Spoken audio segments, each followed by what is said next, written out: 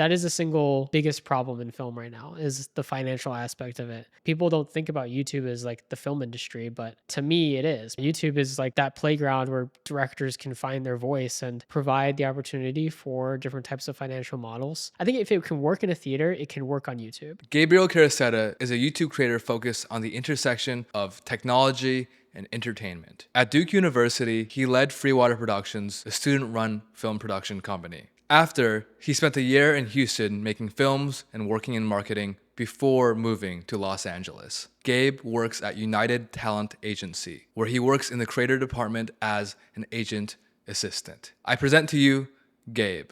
Is the traditional path to filmmaking still alive? I think it is, but I do think it is a lot harder. I think like when you looked at the past, there was a structure for like breaking into Hollywood in the film industry. Like if you went to the right schools, if you like did enough networking, if you worked like at enough coffee shops in LA and just were in the industry long enough, you had at least a chance of like breaking in and maybe not like becoming a superstar, but there were tons of like middle class kind of well-paying jobs within the film industry.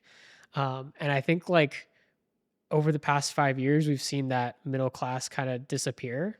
Like there are still a lot of, indie filmmakers out there who aren't really like, working with a budget. And there are still a lot of A-list celebrities and like stars and big talent that are, making movies. But it feels like this middle ground has been largely moved to, other states, whether that's Georgia, whether that's, other countries like the UK.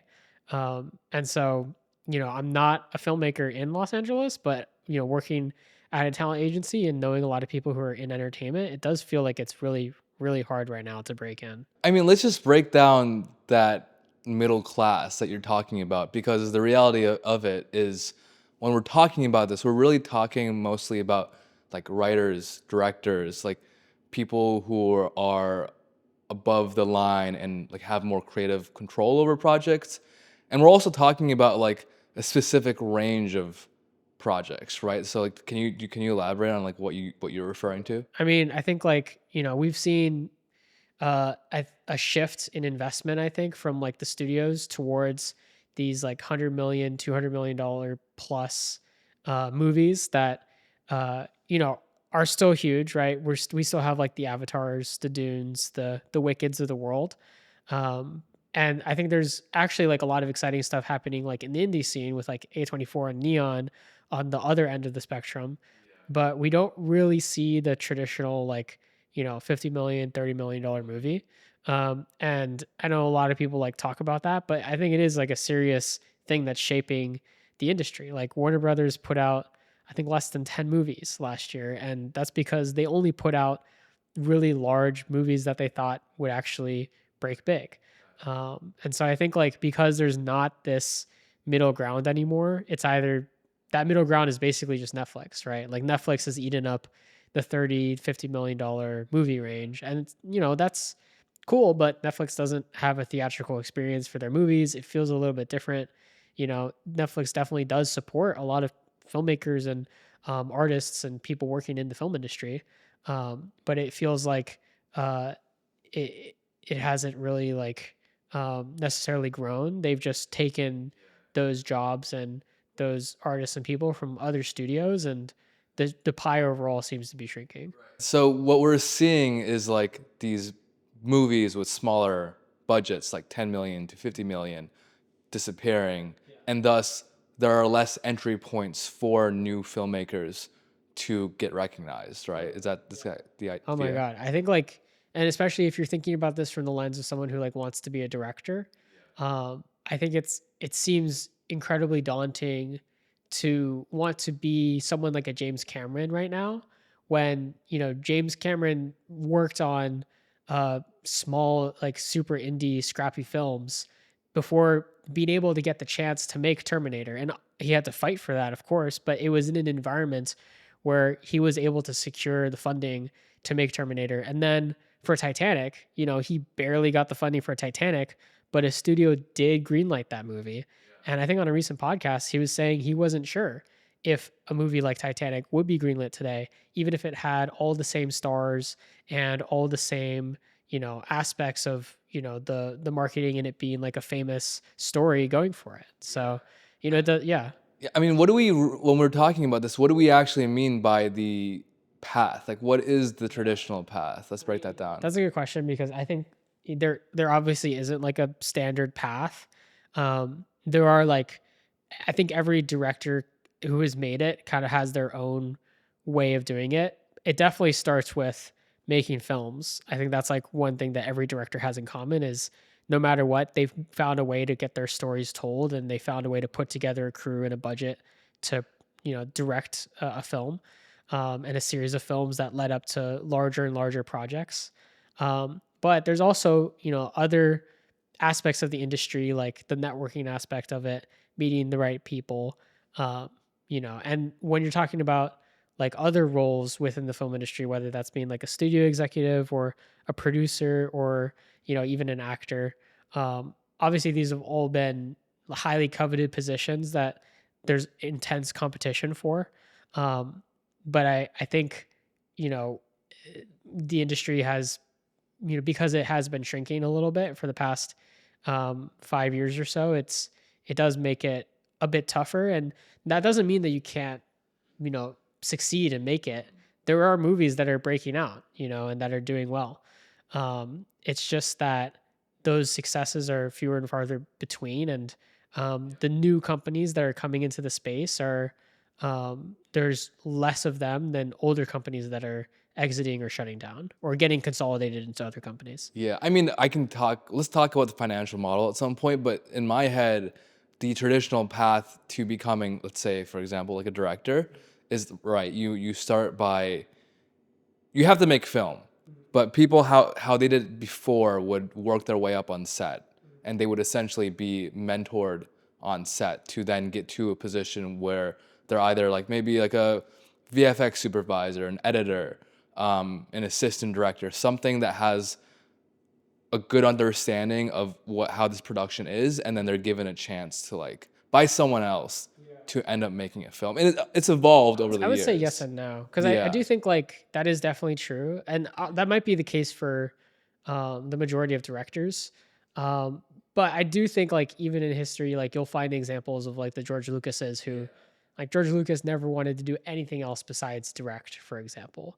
So I do think like there will be those personality types out there that if if the only thing in this world that brings you a sense of purpose and it provides like the way for you to have an impact on other people is to direct a film, like those people will continue to make films, and I'm confident that like cinema will survive. But I do think that like because of how it's much more difficult to secure funding and to put together a project, and the cost of these movies has also risen, which means studios just aren't willing to give you a check and take a risk on you. They need to have some type of assurance that it's going to make money. Because of all of those factors, I think it's just dissuaded a lot of people who can do other things, who would be happy doing other things. I agree. And I think the path to becoming like a director or a filmmaker in general has evolved a lot in the last like 30 years. I think like in the 2010s for a lot of people, when I spoke to someone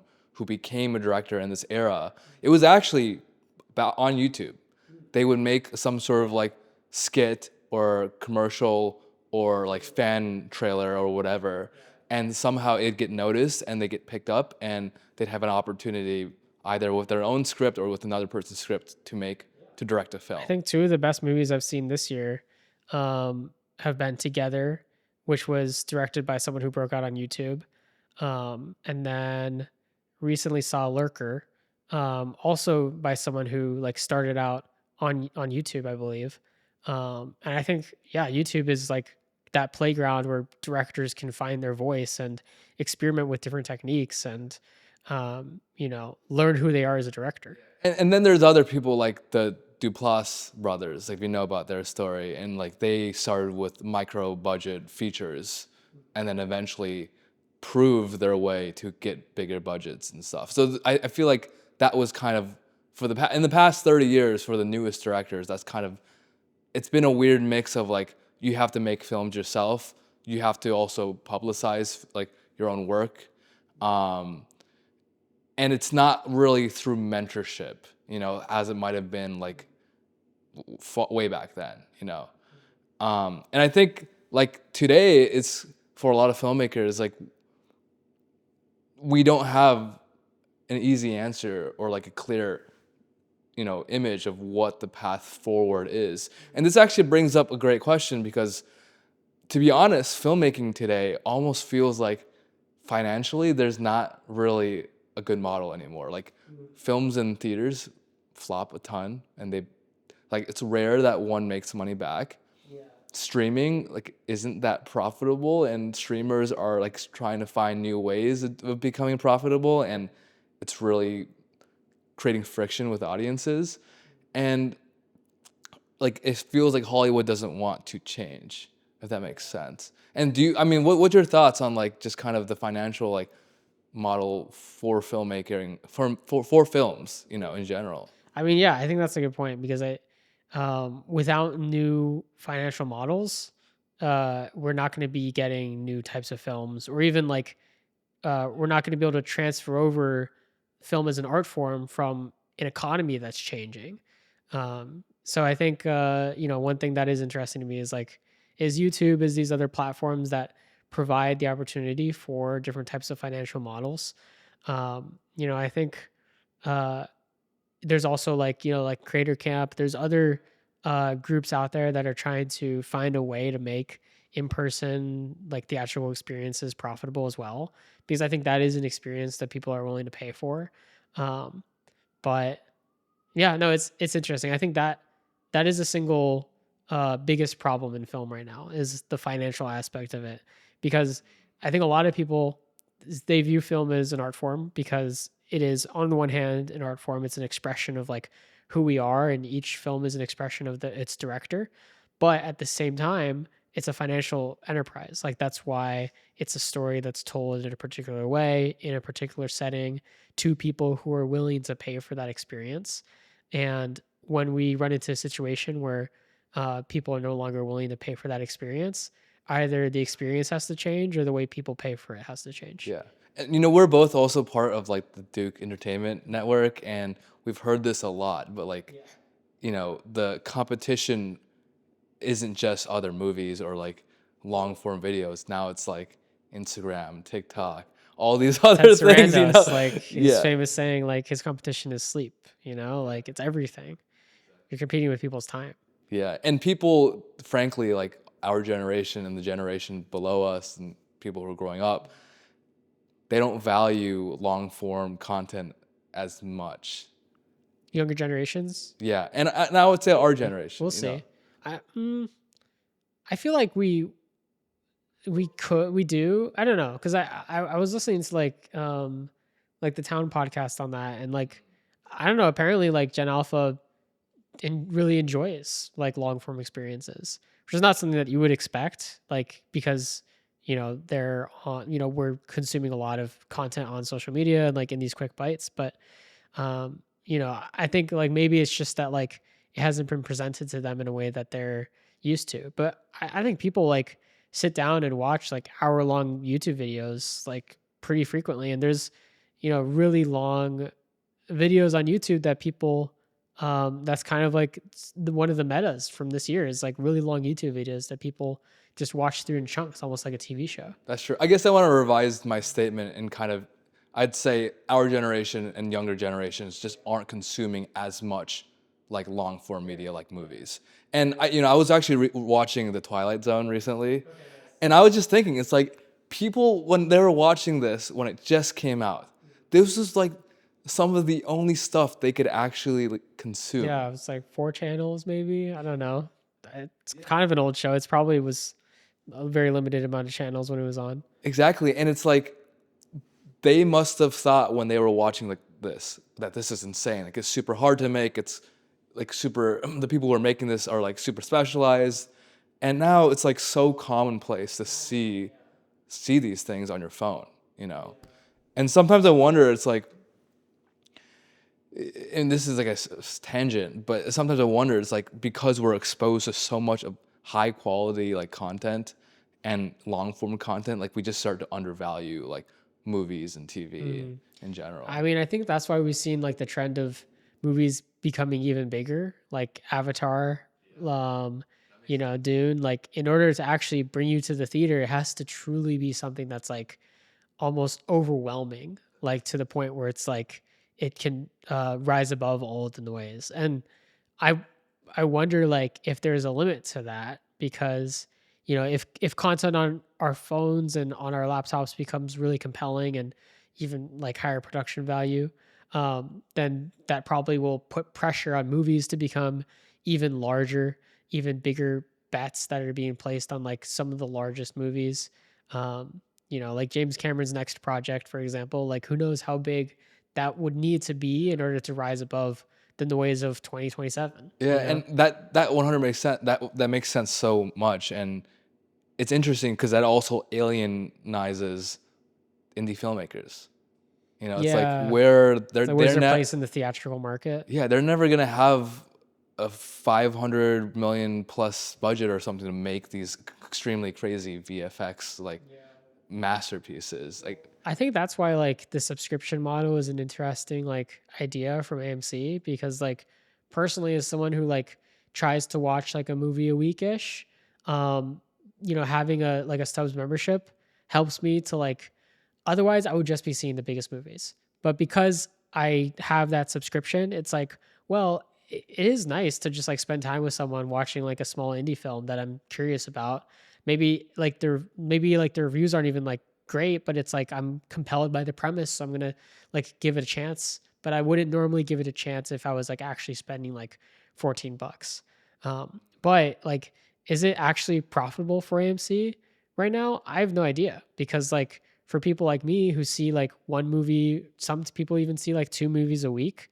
Like I have no idea like how financially that makes it back to the filmmakers without either AMC taking a loss or the filmmakers not being like fully like given the value of the ticket. and why are you thinking about that? Is that because the tickets are so cheap, or like the subscription is kind Yeah, of I cheap? would, I just feel like, um, it's, I think it's like $30, $35 ish. Maybe it's 40. I don't know. They keep on racing. Maybe that's how they're making money. I'm like not even noticing, but it's like $50 a month. Um, I mean, I think like eventually like it will become more expensive as people are like kind of locked into it. But Yeah, I mean, it sounds like it might be the tech model of like start really cheap so people adopt it and they leave other platforms and then raise the prices because you just control the market. totally. I mean, that might be like what they're doing, but will they be able to actually control the market? Like, it seems like a small minority of people. Like, I'm in a bubble in LA where everyone I know and work with is in the film industry. So it's like literally anytime I want to watch a movie, it's so easy because I could just be like, "Hey, you want to catch this?" And like the decision that the other person is making isn't like, "Do I want to spend $20?" It's like, "Am I free on this Thursday evening?" It's a much easier decision to make.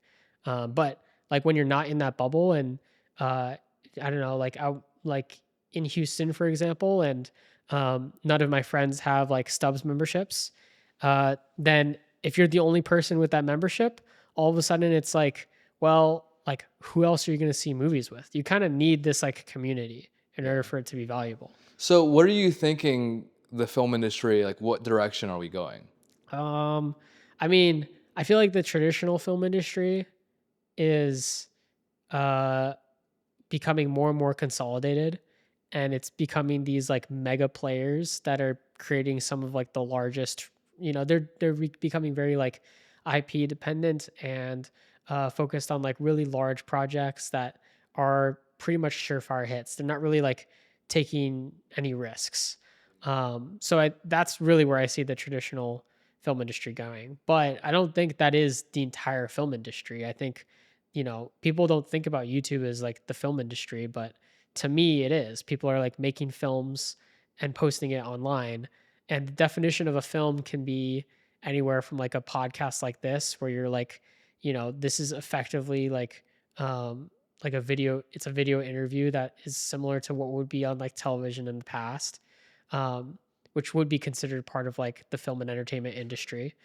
And there are also people who are like posting narrative content on YouTube. And, there's like a lot of, I think animation is like the one spot on YouTube where you see it becoming like really similar to like what TV shows used to be with people like Meat Canyon, with different just animated like spoof content, or there's a lot of like animated content on YouTube that is explicitly narrative and doesn't have any type of like it doesn't necessarily feel like YouTube native. Not that it like isn't, but it would feel natural to come across it on Hulu or HBO. I mean, let's dive into that, because I don't think YouTube, as of right now, feels like a place for filmmakers, right? Yeah. And, I think we're both in agreement that like YouTube there's something there for filmmaking in the future. And what do you think? What do you think it is? I mean, I think like there are two trends that I'm interested in.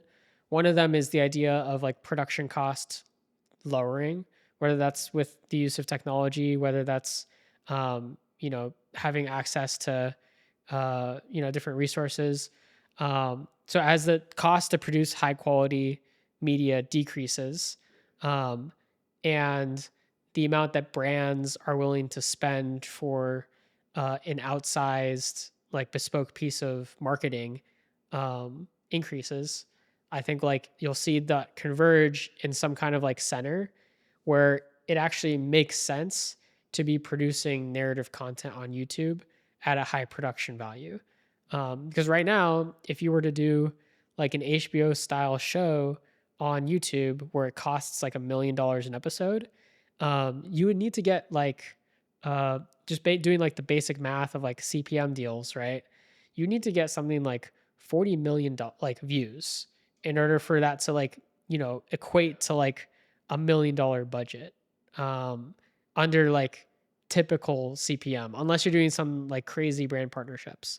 I might be doing the math like slightly wrong, but you have to get a very significant viewership in order to actually be able to produce something of that scale. And Mr. Beast has like pulled it off, right? That's literally one example. If you look at like 2024, the amount of like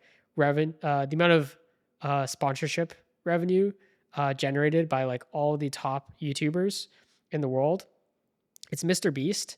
He's like over here.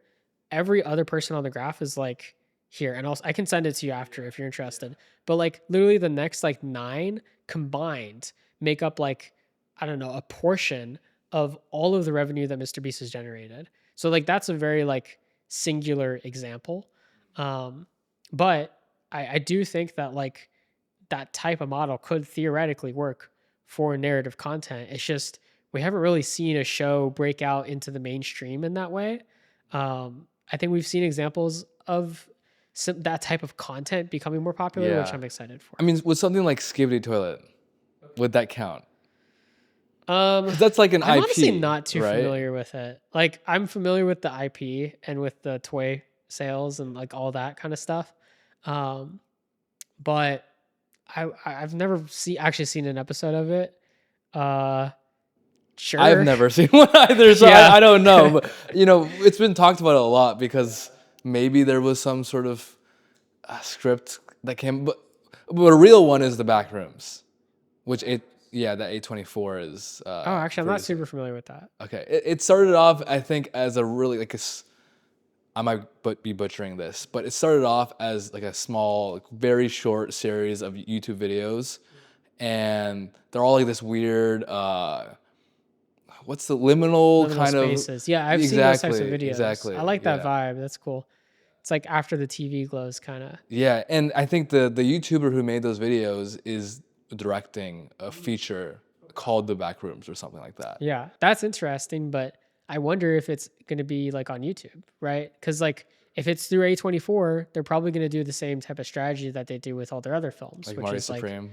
like Marty Supreme. I mean, it's going to be, I mean, they're really good at what they do, but it is they they're executing really well at like the traditional, film playbook. Yeah. And their marketing is definitely like top of the game. Their marketing is great. Yeah. And their marketing is super like digital savvy and like, aware of like where the culture is and like where people are paying attention. But, they're distributing their film Yeah, in the same way. it is interesting to see whether or not they end up distributing that film onto YouTube, because if they don't, then it leads me to think that they have some lack of confidence in YouTube, as a Totally. platform. I mean, I think there's one example of like a film.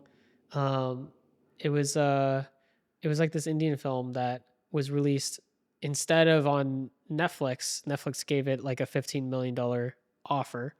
But the director, who's also the producer, turned it down to self-distribute on YouTube, which just seemed like a really interesting idea. Wait, to for me. free? No, for $1. Got it. So you pay like $1 to rent it, basically. So premium video on demand. And I actually don't know how it worked. Like hypothetically, you would be needing 15 million people to pay for that, right? In order to equate to the same amount of guarantee that Netflix is willing to give you. And then Netflix also has a ton of other advantages, which is suddenly you're exposed to this huge global audience. That's like a benefit that a lot of directors and filmmakers care about. But I do think that idea of like getting people to become comfortable with paying for premium content on YouTube that's really interesting to me. Because have you been seeing like Nebula? I've seen the ads, I think. Yeah. I think like what they're doing is interesting, especially with like they're branching more into traditional film and TV, but they kind of have their own platform of premium YouTube videos. Like they have people like Jacob Geller and ContraPoints, a ton of other like kind of film, like some film essay people, some kind of like more documentary, like people who are producing like Nova like sciencey or history related like videos that really feel premium, and they're putting it like on a paywall, but the paywall doesn't give you access to like like a membership on YouTube will give you access to like a singular person's like catalog of like membership only videos, and you'll get access to people's videos ahead of time as well. And it seems like that's something that YouTube is really pushing, is that membership. But Nebula gives you access to like the entire roster of creators that they represent. You're paying a subscription. You're paying like one subscription. Right now, I think, not to turn this into like a Nebula ad. Yeah. But like it's something like their sale, right? It's like a Black Friday sale, but it's like $3 a month. That's good. Which is pretty good. That's pretty good. For accessing like, which is on sale. I think maybe normally it's like $10 a month. But for accessing like a premium list of, people's content that isn't on YouTube.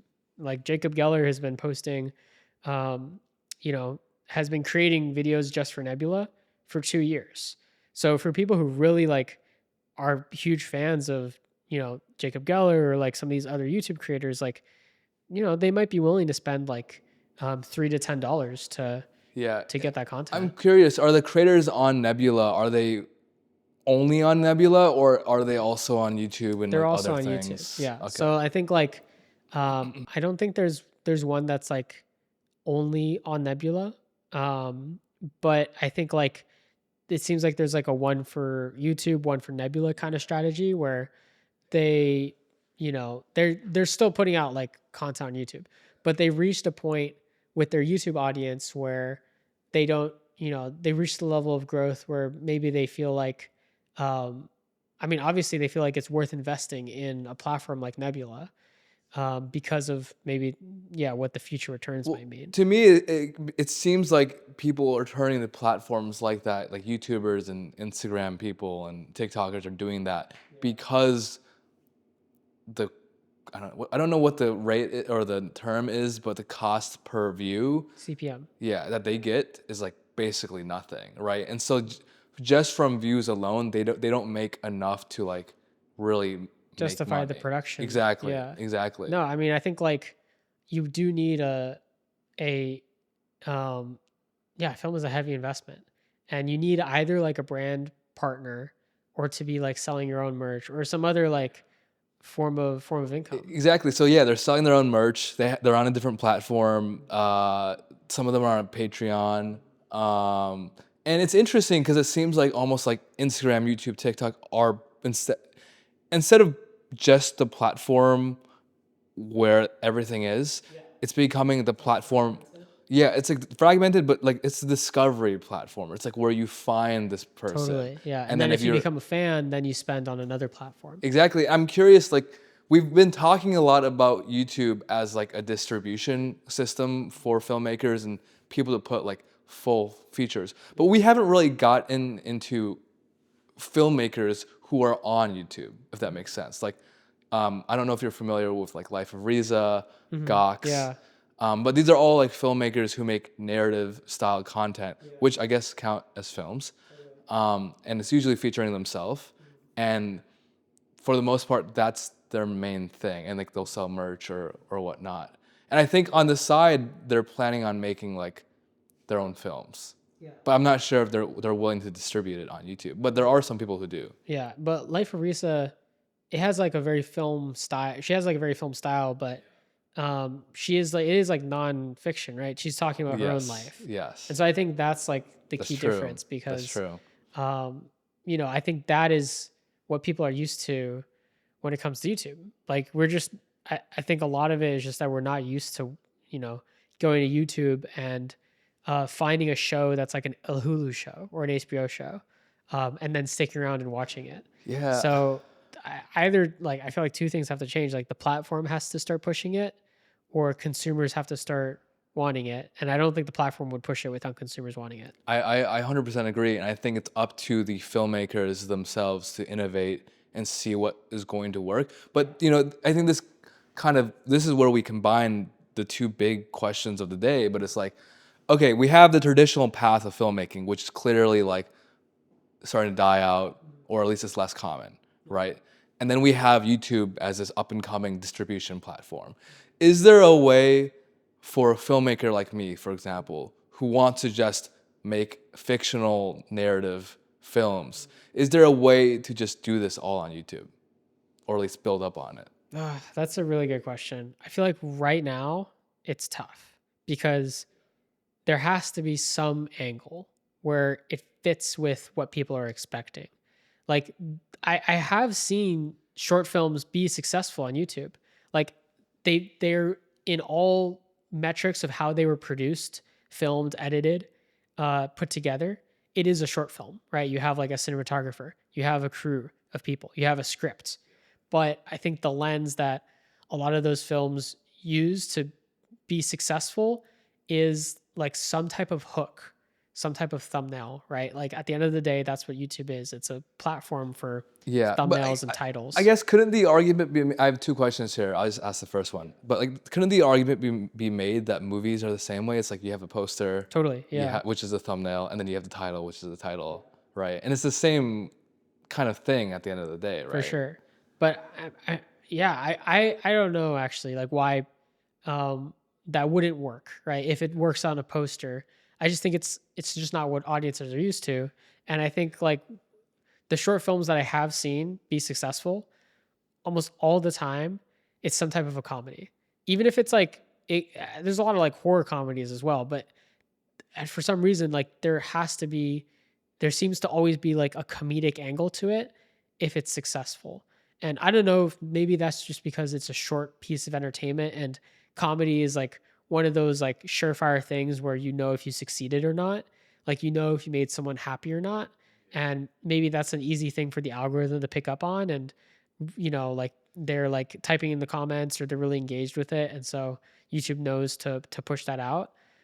As opposed to also, you know, it's just a bit more engaging than something that is maybe like a 15-minute long, like slow narrative piece that would work in a theater where you're like sitting down and you're like giving it your full attention.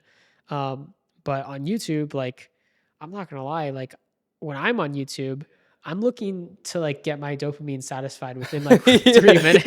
Yeah, I get it. I would love to be the type of person to like really sit and enjoy someone's like 15-minute long dramatic short film, but yeah. I don't know. I just like I'm not gonna enjoy that experience. Look, right? I think for the most part, like that, yeah, what you're saying is completely true. And I think another reason for why comedies do well on YouTube is because comedy itself is a culturally fast changing thing. And like movies just can't be as fast as YouTubers can to like comedy. Yeah, And so, totally. and Cultural moments, like, yeah. 100%. But there are examples of, for example, there's a Harvard filmmaker, I think, who maybe dropped out of Harvard or is from Harvard, but Wesley Wang, he made that film, just put it on YouTube, got a bunch of views, and now directing his own film. I think he's the youngest like Sony director or whatever. Working with TriStar, yeah. Yeah, and then there are other smaller examples on YouTube. Like there's this guy who made a documentary all about birds. It was like an hour long, and it blew up. And how this guy is making his next thing is because he got enough people to support him through like some sort of payment, like a Patreon or whatever, Interesting. to Yeah. then fund the next project. Yeah. And so there is, I agree with you. I think like on YouTube, you do have to make content that people expect because ultimately the gatekeeper there is the algorithm, and the algorithm knows that what people expect, which is high, fast dopamine content, is what's going to succeed. And if your film is a slow burn film, it's like you're not necessarily gonna get that, right? I mean, do you think there will ever be a day where it's like some guy or some person like us hops onto YouTube and it's like, I want to watch a film, and can just find one? Yeah, I am very optimistic in general about narrative like films on YouTube, but I think like and I think we are seeing it change slowly, and I think the people who are really trying to make it work now, if they're consistent with it and like continuing to hone their craft and become better at it, then I think they'll see success. I mean, I think a huge part of it could just be like a lot of the short films that people make just aren't good, you know? So like it takes like the short films that are good do get millions of views. And there are certain niches when it comes to horror, when it comes to and the same is true for like the theatrical market. Like there are certain niches that um, studios and production companies are willing to like take a chance on because they know people are there for like the genre. And so like I think if you have like a really interesting genre film that is like you could almost like pitch it as like, I think if it can work in a theater, it can work on YouTube, right? And so if it's a good film that can reach like a niche audience, then and you're making them happy, then then you'll find success if there's like a business plan behind it that is able to support it financially. And so that's the key that's the key thing that's been missing, is there isn't right now. One, there isn't an easy way to work with creators, like, plainly, right? Like there just isn't something to easily work with any content creator that you want. You have to go through a lot of different agencies or middlemen, or if you're working with like a smaller creator, they might not have like a business set up. There's a lot of different hurdles. There's not even like a standardized like payment platform. It's like the for Wild the West. creator economy. It's like the Wild West right now. It is Wild West. Like all this infrastructure is being built right now. And I think like we could look at a future in 20 years where all of what we're saying sounds very dumb because, people end up making films on YouTube. This is like the future that I hope for, but like people end up making films on YouTube. Someone invents a new payment plan. Someone invents a new way to connect brands with narrative content creators. Suddenly, like, people who are making these films are able to like financially support it because they're able to maybe make some type of branded content. They're able to, integrate some type of like ad in naturally, like in the film, anything like that, to be able to support it. Maybe people are even willing to pay for it.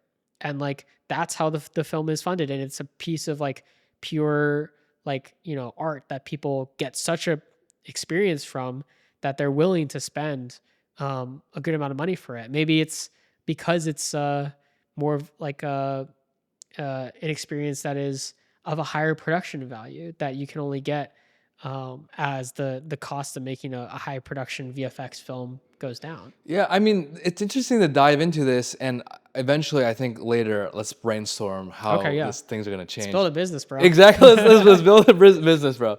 I mean, my first question, like my first like curiosity is like, okay, there is some sort of demand. Like people want to watch films on YouTube, but why is there a demand? And like, who is it coming from? And is it growing, or is it like an untapped thing? If that makes sense. Do you watch a lot of short films on YouTube? No. Yeah, I No. don't either. That's the thing. Yeah. Like, I'm sure that there are, but I have a feeling that most of the people who watch short films on YouTube are directors who are looking for comparison material. I agree. And honestly, to be blunt, the reason why I don't watch short films on YouTube is because, like you said, the quality just isn't there. Yeah, it's inconsistent. Granted, there are short films on YouTube that I've seen where I've been blown away. I'm like, oh my God, wow. But I've also been blown away by pieces of media that aren't short films. Like I've seen some like incredibly well researched YouTube videos where, I've been watching this guy, Annie Austin, who does like these breakdowns on like, he'll do like a census of like Skyrim and he'll do like these really like mundane things. And like for some reason, it just like makes me happy. But his last video, like, feels like he raised the bar in terms of like the people that he worked with, like the way that he told the story. He had like a special guest at the end that completely surprised me, and I was like, oh my God, that's amazing. And all these different things are like really, it felt like a documentary almost in terms of like the level of craft that he had in order to weave that story and keep your attention. And like, to me, that's not much different than like a narrative film. So if that can work, like hypothetically, a narrative film can work too. It's just like, A YouTuber I watch a lot, which you probably know, is Hank Green. yeah, And his content, I think, or maybe it's Vlog Brothers, but it's literally just like talking head sitting down.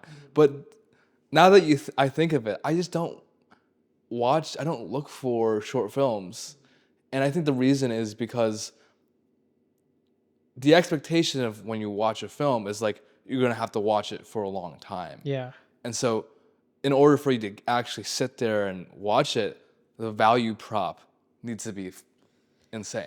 totally. I mean, that's a lot of time, and especially if it's like a feature film. Like I don't think I've I think I might have seen like a few like 30-minute like films on YouTube.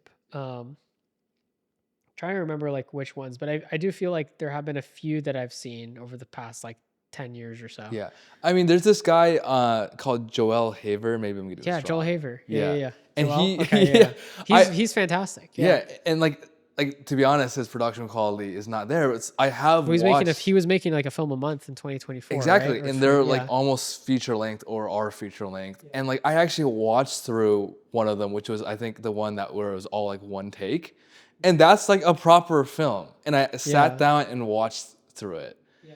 And I guess like I'm just curious, can this be extrapolated into something where a lot of people can do this thing? Or is it because Joel is... Because he's already got that audience that he's built up through Exactly. like skit content and like funny, like he's really funny. So 100%. he's got that audience that goes there for him. And that's really interesting because I'm also like a big fan of his. I like his videos, and then when he announced that he was doing like this like 1 month, like making a film every month challenge, I was like, oh my God, this is the moment when film becomes like a thing on YouTube. That's so exciting. This big YouTuber is like putting all of his effort into it. And then I feel bad, but I did only watch like the first 5 minutes of the first film that he put out. Like I think it's just like YouTube trains you to, there's endless like ways for you to click away and for you to go. Like there are creators out there that like I just know I'm getting a guaranteed laugh or I'm getting a guaranteed good time with like a 10-minute chunk, right?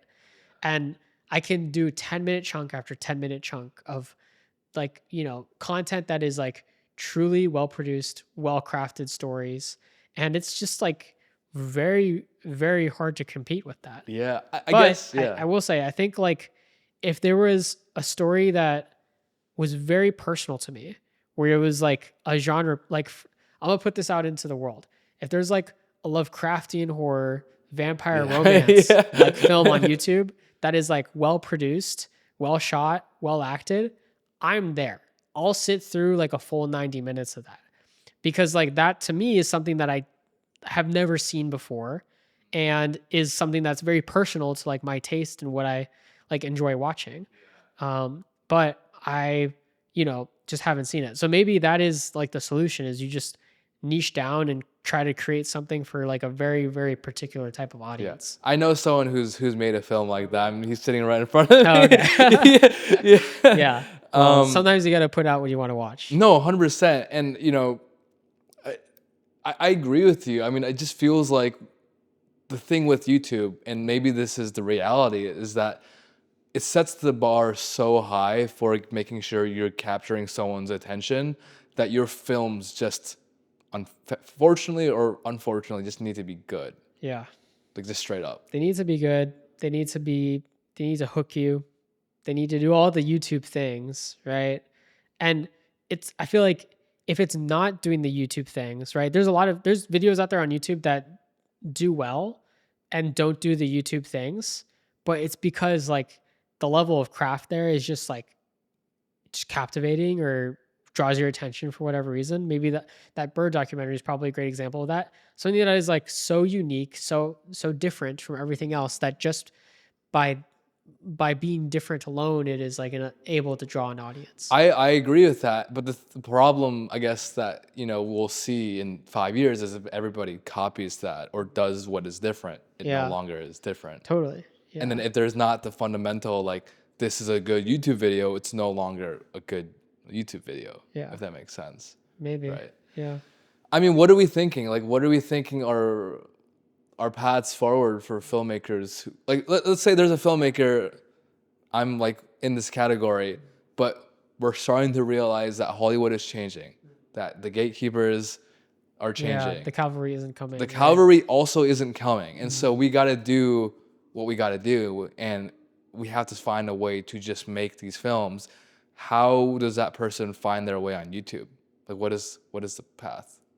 Do you maybe the first step is like Joel Haver, it's like, build an audience through another means. Yeah, and maybe it's not Yeah. your films at first. It's skits, podcasts, something else. I mean, I think there is something to, like when you're starting a business, for example, like it can be cool to have like a startup idea that is something like so new and so bold and so disruptive, that it could turn into like $1 billion like business.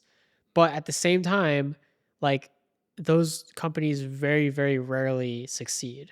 And a much like quote unquote safer, not that anything is really like safe, route would be to sell what people are buying, right? And so people on YouTube are buying with their attention certain types of content. I found that to be the case personally with like how I've kind of curated what type of content. Because you make YouTube videos too. Yeah, so like there is a certain lens of like seeing what people want to see, and my best performing video was a result of like spending a lot of time thinking about, okay, like what does the film community on YouTube actually care about? One of the biggest brands they care about is A24, and that might not seem obvious, it might seem obvious, but that video did well because it's a well-known brand. People are interested in that story. And in the same way, like, people are interested in, lore videos on YouTube. People are interested in cooking videos. People are interested in like 90-second to like 2-minute long skits where there's like some type of a punchline. Those are like what audiences like care about. So is what you're saying like kind of follow the trend if you want to be a YouTuber right now? I mean, that's a really interesting question because I think there's one level of like,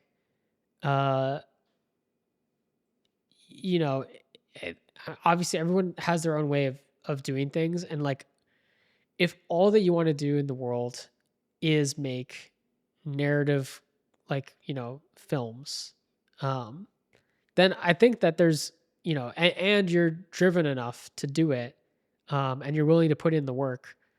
Like, I'm sure you'd be able to do it on YouTube. You might not have like the biggest audience. You probably will have to get some other like job to support yourself. But I think that you would be able to grow to a size where, at least in the future, hypothetically, when it becomes easier to get brand deals and to, secure other forms of income through your presence online, like, hypothetically, I think you can make it work. But it that route might not work for everybody. And another route that I see as a more practical route, and is the route that I would maybe try on my own, would be to learn the game of YouTube first. Because I think, like, it's one thing to be like a great filmmaker and to know how to tell a story. It's another thing to actually understand what audiences care about on YouTube: the thumbnail, the title, the 30-second introduction to the video, making sure that frequently throughout the video you're capturing people's attention again, and creating some type of payoff at the end that you're like leading up to. All those things that you have to think about when writing, when shooting, when editing the video, when creating the description, all these different things that just take time and practice to learn. And I think there are ways to hone your filmmaking skills at the same time. I think Life of Riza is a great example of that. Joel Haver, people who are trying different techniques, and they're expanding what they can do. And that's kind of like the long game, because if your goal is eventually to make like a feature film, it would probably help to have some type of infrastructure where people who can edit, people who you can bring on to crew. You've built out like a social presence so that you can market it. I think one of the most interesting things happening in film right now is Markiplier's new movie Iron Lung, which, selling thousands of tickets in a really grassroots like movement. Like, his audience is just in tune with what he wants to do, and has bought in on that. And that only comes after like years of putting in the work to build an audience in the first place. I mean, I think the key takeaway maybe here is that it's almost like I had a conversation with a screenwriter the other day, and we talked about how you have to know the rules in order to break them. Yeah, and totally. so it might be a situation where, like, if you want to be a filmmaker on YouTube, which requires breaking the rules because that's not mainstream, you first maybe do have to know how to be a YouTuber, right? And maybe the other lesson in that is that you either go really hard and get really good at YouTube, or you do something completely different, which is obviously really hard because doing something different is always harder than you think. I will say, like, I think there is absolutely benefit to, not following the trend, like zagging when everyone's zigging, maybe the other way around. But, like James Dyson's story, I think is really, really compelling for anyone that wants to check out the Founders podcast and listen to that. And what he really believes in is differentiation for the sake of differentiation.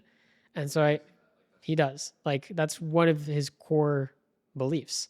And I think that is important, right? If you want to stand out and like draw attention to yourself, like, you can't just be like everybody else. It is a balance though, because like, because you do learn through imitation. And I think there's a lot of people who maybe would never try because they feel like caught between that balance of imitating someone but being your own person. And I think it's better to imitate someone and copy than to just like have a great idea that's completely unique and different from everybody else but never act on it. Yeah, I agree with that. Sometimes I feel that today as a filmmaker. It's like, you see on Instagram, I follow a ton of filmmakers creating beautiful stuff, and like sometimes I'm like, maybe I have to just do different stuff and innovate to get noticed. And that's really been a big thing. And I think the more and more I think about it, the truer and truer it is if you want to be just like a full filmmaker. But if you're okay with being like, okay, I like a YouTuber, because I loved YouTube when I was in middle school and in high school, and it's like, if you're okay with just being a YouTuber and then transition to a filmmaker, you could also do that. I think there is a baby elephant in the room I want to address. Oh, okay. And we've brought up Creator Camp several times. Interesting. But it's funny because Creator Camp isn't like a YouTube oriented thing, right? It's like more kind of Instagram, TikTok right now. And they are kind of innovating a new model for filmmakers. What are your, can you explain what that model is? Or Actually, I'm not like super familiar with it, but my understanding of it is in-person film screenings by creators who have large social media presences and using those social media presences to drive ticket sales, right? what are your thoughts on that? Sustainable I mean, future? I think it's really interesting because, I mean, I think it would be, I feel like there are great film communities across the US. You know, I spent, before moving to LA, I spent like about a year and a half in Houston. And I was meeting a lot of people in the film industry in Houston. And you'd be surprised by a city that's not, it's known for oil and gas. It's known for, you know, being in Texas, I guess, but it's not known for having like a huge film industry like Georgia, New York, or Los Angeles. But even there are so many people who love film, who make films, who watch films. And I think like if there are ways to get those types of people together to create like a true community, honestly, that seems like a fantastic way to bring indie back. And, you know, if you can sell enough tickets, and the key is, I think, like produce a movie for cheap enough, then maybe it can become a viable business. You know, if you're doing like a kind of like tour type situation where you're traveling, there's like, it becomes more than just a movie. It becomes like an event. Yeah. I think that's what Markiplier's Iron Lung is. It's like an events that people go to because, you know, it's like, it's different from like other theater films that are in theaters right now. And so if it's like, if you can like add on to the theatrical experience in a way, then maybe there's something there. Yeah. That feels like that's an amazing comparison that I haven't heard or thought of, because you don't think of a film screening as like someone going on tour. Totally. But it kind of is, like in this case, right? Yeah. Because it's like an influencer with American Bear, in this case, has like over a million followers on Instagram, TikTok, and it does feel like when you pay for that ticket, because you pay for it from his page or from Creators Camp page, like you are signing up to go to his tour, and then you go to the in-person event, and you're experiencing his personal thing. You're probably meeting like other fans of his that you never would have met. I'd imagine that like people are probably chatting way more at that type of screening than 100%. They would at just like some random film screening. Yeah, I mean, I had after Two Sleepy People, I walked out and I had a conversation with like 4 other people just talking about like the movie, and it was, I didn't do that after I walked out of One Battle After Another. I didn't do that after Begonia. I almost never, I don't think I only ever do that with people that I know. I very rarely have a conversation with someone who I don't know, because you don't feel like there's a connection there or a starting point. There is a starting point if you feel like, oh, like you only heard about this movie because you are a fan of his. It's not like you saw some promotional piece of marketing and you have no idea what the movie is. So I guess my question is like, is this tour model for films sustainable? Because at the end of the day, if the film itself, I'm not air quoting the film, but if the film itself is not like good, you know, people won't come back for another one because they might realize, you know, the credibility isn't there, right? Totally. And I guess like, you don't want to lose the trust of your audience, for sure. Yeah. And so I'm wondering, like, do you think that's a model do you think that's the future, or do you think we have to change something? I mean, I think that's definitely part of the future. I think the best version of film that survives is one that's in person, I think. You know, I don't think film is the same if you're just watching it on your laptop alone, right? Like, I think it's just a different type of experience. And like, um, there are moments for that experience. You know, I watched what was it? The Prometheus, right? Like on a laptop. Had a great time. Fantastic movie. It probably would have been different had I seen it in a theater with a lot of other people. Um, and I think like the best part about film is that it like brings us together. That you can meet new people through it, that you can like bond over that shared experience. Like I think that's beautiful. And I think you know, if there are more ways for people to like get together in person and really enjoy cinema together, then like as long as that exists, cinema is alive. You know And what? Yeah. yeah. I think this is an amazing insight. And, I didn't have this thought until our conversation today. So I'm grateful that we're here and landing at this place. But I think what's maybe amazing about Creator Camp's model that maybe I don't think they fully realized this. And I don't think the model is going there as of now. But what is amazing about their model is not the fact that they're making films profitable, because like the film was Two Sleepy People was cheap to produce. I think they've sold a bunch of tickets because of American Baron's audience. I think what's amazing about this model is that it taps into something that we just talked about, which is community, and it's something that you just can't get when you're behind your phone, behind your computer, watching YouTube, watching Reels, watching TV. You have to go somewhere and you can't really get it either just on a Zoom call. Let's be honest. You need to be in this physical space with people who are like-minded or connected in some way, and have a shared goal, which is for Creator Camp and their screenings is to watch a movie of someone they care about, right? And I guess I'm curious, what do you think? Let's brainstorm. Let's get our Let's business do it. minds together. Like, is there a model where Yeah. we like that will realize this Yeah. thing Well, that is I guess valuable? like if you're looking at it from like pulling out all the stops, right? Like how can you make them like from a business perspective, make the most possible amount of money from a film? Um, you would probably start with some type of large social media presence to start with so that you wouldn't have to spend a lot on marketing and advertising.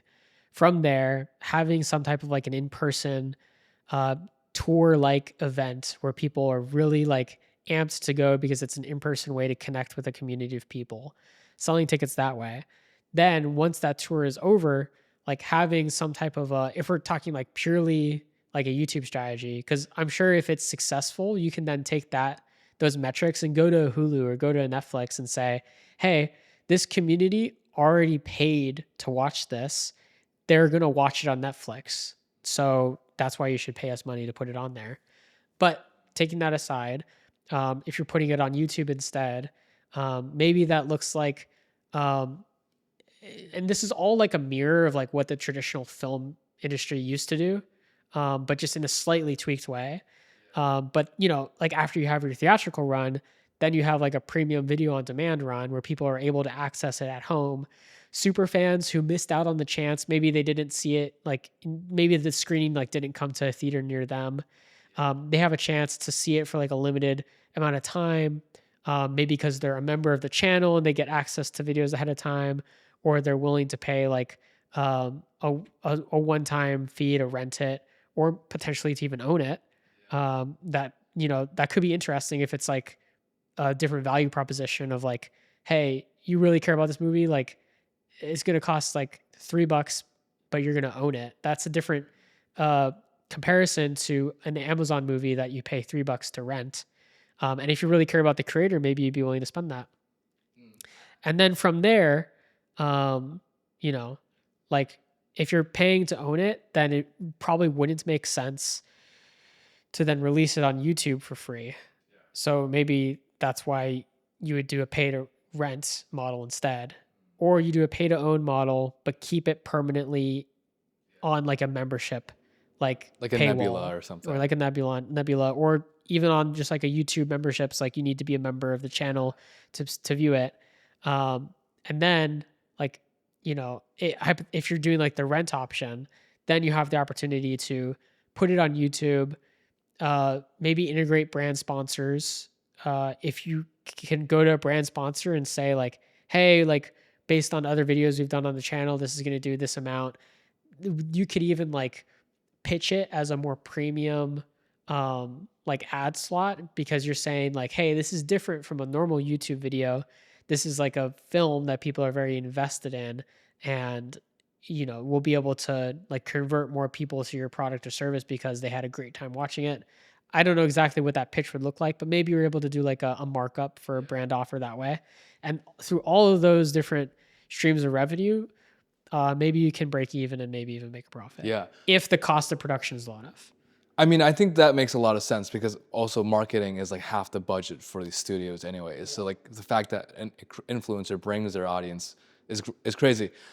What to me it feels like maybe is the part of the model that needs some improving, and that I think Creator Cap doesn't have a grasp on yet, and nobody has a grasp on yet, is how you in the long-term way actually make the community feel like they're communitying. You know what I'm saying? It's like make it feel like a real community. Yeah, because you can't just screen it a bunch of times and then like people bring in and say that's community. Because at some point when you do that enough, it's like it loses that touch. Because right now, why it works is because it's special, new. It's never been done before. Exactly. I mean, I think honestly that's just being a creator with integrity and not completely selling out. Because like, you see, not that like selling out is like bad, right? But like, you see creators who are kind of obviously more in it for the money, and you can tell that they really don't care about their audience. And as a result, their audience probably isn't as engaged. But if it's a creator who's like really built a level of trust with their audience to the point where like you feel like there is that like integrous relationship, then I think as a result, the people who would go to that screening would feel like they're part of a community. Like I think that's a really hard thing to measure, but like in gaming, for example, there's lots of Twitch streamers that have like really strong Discord communities, where those communities are like where people go to hang out, where people meet like-minded friends, where people find other people to play video games with. And it becomes this like kind of self realizing thing where it doesn't maybe like need as much effort from the creator to sustain the community. Suddenly the community just has a life of its own. Yeah. I mean, self-sustaining. Dude, I think that's also another amazing insight, because you're probably right. I think that's like the difference, that choosing the right creator to make this movie. It's like some creators have a large audience, but they're not engaged. There's not a community there, and the community isn't there. But some creators have an audience with that community. And I think like that's going to be hard for some people to identify. I think one metric is, consistency for sure. Like if you look at a creator and one video, they have 1 million views. The next video, they have like 10,000 views. That's not every creator, but you do see creators like that where the views fluctuate like an insane amount. I feel like that's because they don't have a consistently tuned in audience. They get their audience from new people who are coming in and just clicking the video for the first time. But you look at creators that have like really engaged fan bases, and like the average video view is very similar. And it's because there's a large chunk of people that are tuning in every single video. So you have like it creates a much more standardized distribution of views. So I think that's like one metric to track creator like engagement from a community. Yeah. I mean, I'm really excited to see like if like, for example, Creator Camp takes this model, because they've only done it with 2 sleepy people. And so we haven't really been able to see whether or not this is like a long-term thing. And I personally don't know if this is going to be the long-term thing. Like, I mean, I think it's impossible to predict, but I think there is something with using your audience as a filmmaker to, get people to in-person screenings of your film, and also building that audience through YouTube or Instagram. But YouTube is likely the stronger option. Well, I mean, that's interesting. I feel like YouTube would make more sense, but it's interesting that like there's also a lot of like film people on TikTok and Instagram. So, but yeah, I agree. Like I think YouTube seems like a more natural way to cross over into film, just because of there's more similarities with the platform. But And there are examples of people on Instagram and TikTok that have, I think, become filmmakers successfully. And I don't know if you know like Shy Guy, but he makes like the liminal, like floating, and I think he's actually working with Creator Camp to make a feature as well. And I have good luck to them. I hope they make a good film, because I think, like, the end of the day, you have to make a good film to succeed and bring people back for the next one, and that is what Creator Camp is going to have to do. Yeah, I think this was an amazing conversation. hell yeah, man! Thank you so much, Gabe, for being on. Yeah. I'm sure a lot of filmmakers will Subscribe find to this. Andrew on the YouTube channel. Subscribe to Gabriel Carusetta. We're both YouTubers now as well. But yeah, thank you so much, man. This is such a productive conversation. Yeah, this is great.